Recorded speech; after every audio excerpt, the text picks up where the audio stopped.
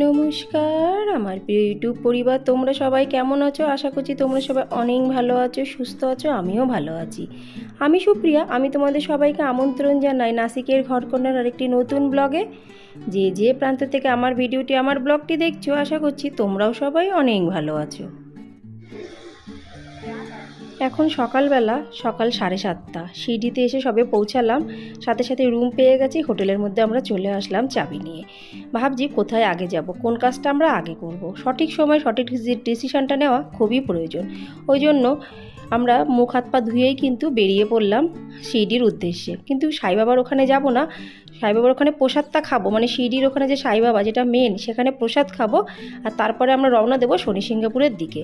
তো সকালবেলার থেকে এক কাপ চা খেতে ঘর থেকে আমি বেরিয়েছিলাম সেই আধা কানারাতে।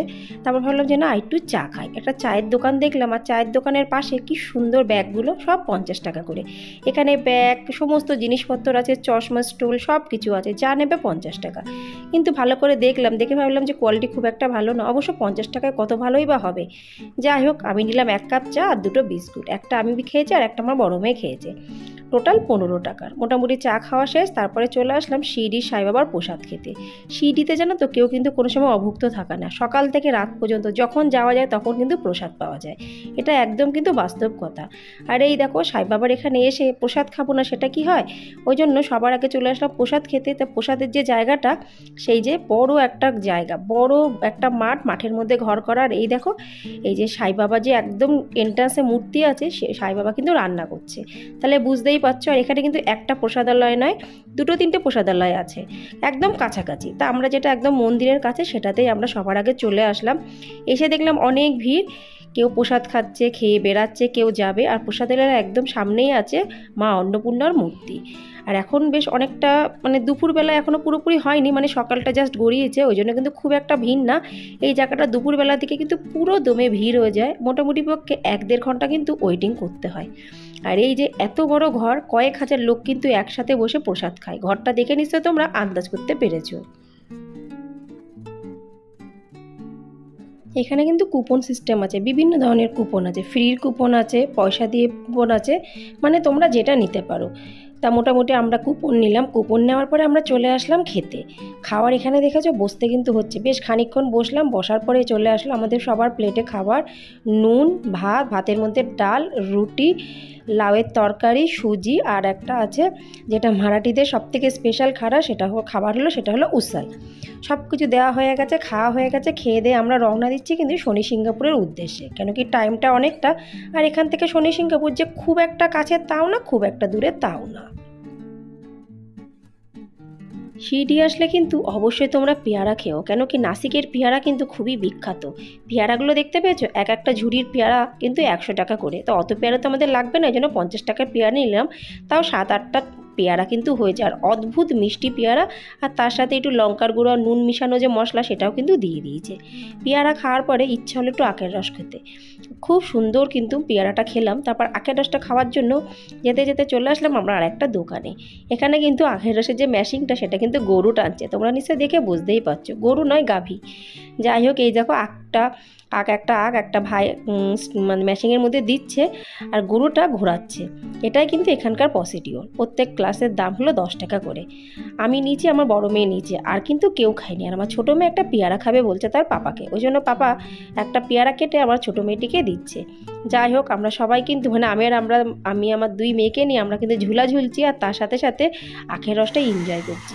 দারুণ কিন্তু ওয়েদারটা এত ভালো লাগছে, সেটা বলে কিন্তু বোঝানো যাচ্ছে না।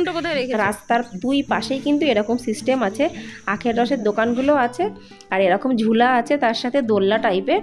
আর মানে তুমি মানে বসে যতক্ষণ খুশি বসে কিন্তু এখানে আনন্দ উপভোগ করতে পারো। কেউ কিন্তু কিছু বলবে না উঠে যাওয়ার জন্য। দেখতেই পাচ্ছ রাস্তার দুপাশে কিন্তু এইগুলো আছে।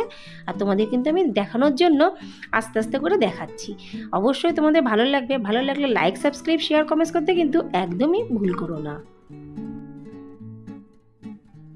খাওয়া দাওয়ার পর্ব শেষ, অনেক কিছুই খেলাম, পেটটা পুরো ভরে গেছে। আর এই দেখো, আমরা কিন্তু যথারীতি চলে আসলাম শনি সিঙ্গাপুরের একদম কাছাকাছি, মন্দিরের কাছে। মন্দিরের কাছেই কিন্তু এটা একটা বিশাল পুরনো আমলের গেট, অনেক সুন্দর দেখতে। আর গরু দেখো ঘুরছে ঘড়িটার চারপাশে।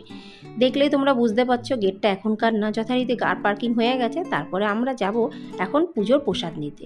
পুজোর প্রসাদ বললে কিন্তু বড় ঠাকুরের মানে শনি ঠাকুরের সেরকম কিছুই না। তা চলো, এ দেখো পুজোর ঝুড়ি আমরা নিয়ে নিয়েছি। পুজোর ঝুড়ি বিভিন্ন দামের আছে, যে যেটা নেবে। তা আমরা মোটামুটি 50 টাকার একটা ঝুড়ি নিলাম। এর মধ্যে মুড়ি, ফুল, ধূপকাঠি, একটা নারকেল, আর তোমার হলো মালা আছে, ফুলের মালা না, আকন্দের গাছের পাতার মালা। আর তার সাথে নিতে হবে তিলের তেল। তা তিলের তেল ওখানে পাওয়া যায় না, তার জন্য অন্য একটা দোকানে আসলাম, তিল নিলাম আর তার সাথে তিলের তেল নিলাম। এই দুটো জিনিসও নিলাম। তিলের তেলের বোতলটার দাম নিল 50 টাকা, আর তিল যেন কিছু একটা নিল, সেটা আমি ভুলে গেছি।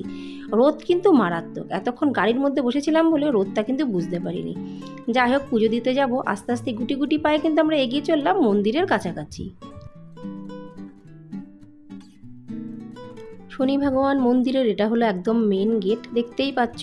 আমি বহু বছর আগে মানে বিয়ের পরে যখন এসেছিলাম নাসিকে, তখন একবার এসেছিলাম, তখন এরকম দৃশ্য কিছুই ছিল না, পুরো তখন আলাদা।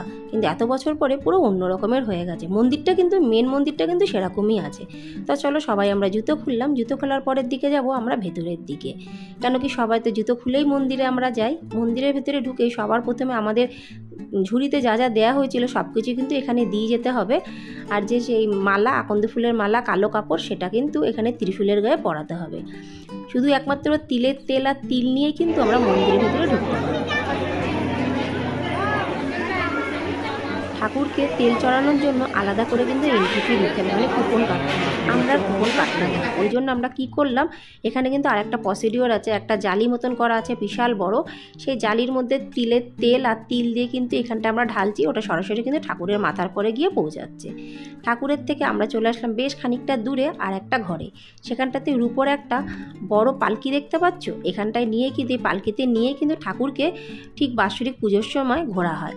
তারপরে আসলো প্রসাদালয়, মানে শনি ভগবানের যে প্রসাদ বিতরণ হয় সেটা 10 টাকা করে কাটলাম দুটো প্রসাদ, মানে 20 টাকায় নিলাম দুটো প্রসাদ। যাই হোক, প্রসাদটা খেলাম, নারকেলের প্রসাদ, পুরো খেতে কিন্তু খুব সুন্দর। অনেকটা সময় আমরা ওখানে কাটালাম। তারপরে গেলাম একটু চা খেতে। আমার কর্তামশাই খাবে কালো চা, আমি খাবো দুধ চা। তোমরা কথাটা শুনে নিশ্চয়ই অবাক হয়ে গেলে। যেহেতু আমি কালো চা বিনা চিনিতে খাই, ওই জন্য কিন্তু আমি বাইরে কোনো সময় কালো চা খাই না, দুধ চাই খাই। কিন্তু বাইরের দোকানদাররা কোনো সময় বিনা চিনিতে কালো চা কিন্তু বানাবে না। আর আমার কর্তামশাই তো চিনি দিয়েই চা খায়, যথারীতি সে চিনি দিয়ে কালো চা খেলো আর আমি দুধ চা খেলাম।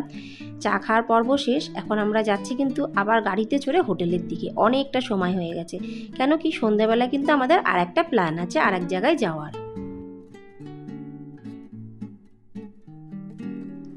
আজকের ওয়েদারটা এত সুন্দর, যথারীতি কিন্তু আমরা চলে আসলাম হোটেলে। এখন সবার আগে সবাই আমরা স্নান করবো, হাত মুখ ধোবো, ফ্রেশ হব, একটু বসবো, তারপরে কিন্তু আমরা বেরাবো। যথারীতি সবাই আমরা ফ্রেশ হয়ে গেছি, সেজে গুজে নিয়েছি, একটু অর্ধেক ড্রেস চেঞ্জ হয়ে গেছে। এবার আমরা যাচ্ছি শিরডি সাই বাবা মন্দিরের উদ্দেশ্যে। আর এখন বাজে সন্ধ্যে 8টা। আমরা যাচ্ছি এখন অটো করে, কেন কি ওখানে যেখানে যাবো সাইবাবা মন্দিরের কাছে না গাড়ি পার্কিং করার জায়গাটা পাওয়া যাবে না সহজে, এই সময়টা অনেক ভিড় হয় তো, ওই জন্য আমরা অটো করে যাচ্ছি। এখানে অটো নিচ্ছে 50 টাকা, আমরা 4 জন মিলে যাচ্ছি। তাহলে যদি 50 টাকা দিয়ে চলে আসলাম অটোতে। তারপরে এই যে জায়গাটা দেখাচ্ছে, এখানটাতে জুতো রাখার জায়গা আর মোবাইল জমা রাখার জায়গা, আরও অনেক অনেক জায়গা আছে, তোমরা যেখানে ইচ্ছে সেখানে রাখতে পারো, কিন্তু কোনো কিছু পয়সা লাগবে না, সমস্ত কিছু কিন্তু ফ্রি অফ কস্টে। জুতো তো এমনিই রাখা যায়, কিন্তু মোবাইল রাখতে গেলে বেশ লম্বা চড়া অনেক কিছু ফর্ম ফিল আপ করতে হয়। যথারীতি ওখানে জুতো মোবাইল সব রেখে আমরা চলে গেছি মন্দিরের ভেতরে। মন্দিরের ভেতরে কিন্তু আমরা কিচ্ছু নিয়ে যাইনি, কেন কি সাই বাবার ওখানে কিন্তু কিচ্ছু অ্যালাউ হয় না। অনেক আগে অ্যালাউ হতো, কিন্তু বছর কয়েক ধরে কিন্তু মন্দিরের কাছে কিছু নেওয়া যায় না। যথারীতি পুজো শেষ, মন্দির থেকে আমরা বেরিয়ে গেছি। এবার পেয়েছে সবার খিদে, কী খাওয়া যাবে, ওই জন্য আমরা বার্গার কিংয়ে আসলাম। এখান থেকে আমরা দুটো বার্গার অর্ডার দিলাম, না আমি আর আমার কর্তামশাই খাবো না, আমার মেয়ে দুটো খাবে।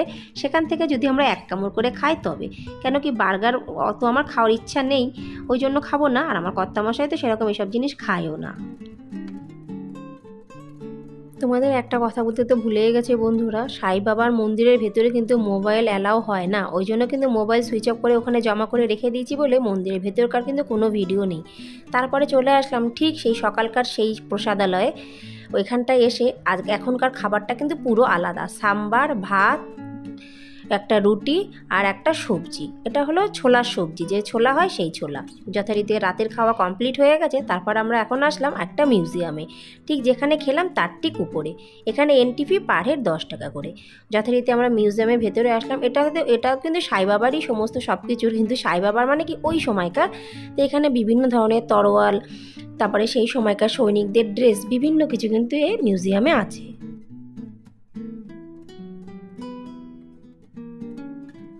তোমরা দেখলে অবশ্য সব বুঝতেই পেরে যাবে।